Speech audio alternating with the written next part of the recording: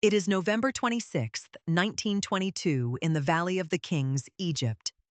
Howard Carter holds a candle through a small opening in a stone door that has been sealed for 3,245 years. His patron, Lord Carnarvon, asks, "Can you see anything?"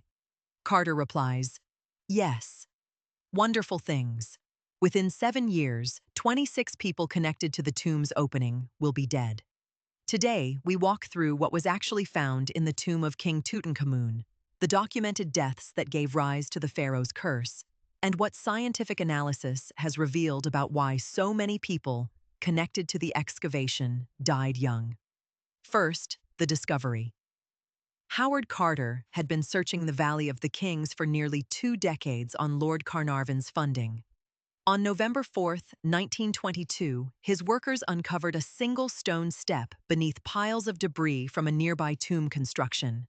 16 steps led down to a sealed door bearing the cartouche of a pharaoh whose tomb had never been found.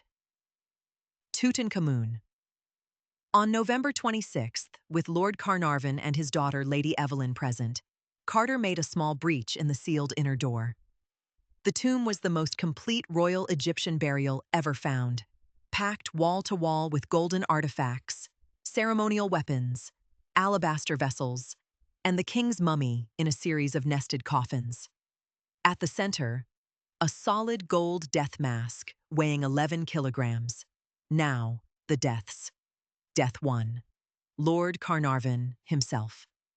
5 months after the tomb opening, he died of blood poisoning from a mosquito bite that he aggravated by shaving.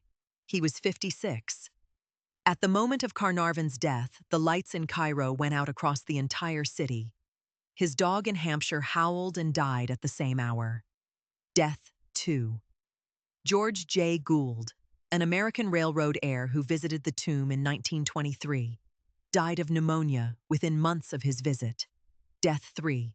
Aubrey Herbert, Carnarvon's half-brother, died of blood poisoning after a tooth extraction 5 months after his brother's death. Death 4. Sir Bruce Ingram, an English visitor to whom Carter gave a paperweight made from a mummified hand. His house burned down. He rebuilt it. It flooded. By 1929, the death toll associated with the tomb opening reached 26. Howard Carter himself did not die. He outlived the curse and died of natural causes in 1939 at age 64. Now the science. Modern microbiology has identified 4 pathogens in sealed Egyptian tombs that remain viable for thousands of years. Aspergillus niger and Aspergillus flavus are molds that produce aflatoxins. Exposure causes pneumonia and pulmonary hemorrhage.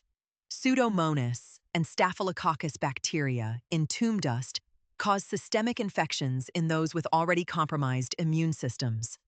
Carnarvon was already weakened by a serious car accident years before his tomb visit.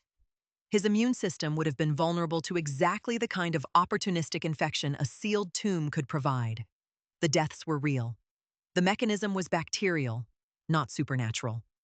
That said, the curse narrative persists for one reason. Aspergillus niger does not explain the lights going out in Cairo or the howling dog in Hampshire at the moment of Carnarvon's death. Modern Egyptologists consider those reports apocryphal. The mosquito bite, the pneumonia, the molds. Those parts are documented and real. 102 years after Carter looked through that hole and saw wonderful things, the artifacts of Tutankhamun's tomb are the most studied collection of Egyptian antiquities in the world. And the curse, real or imagined, sells more books than the science.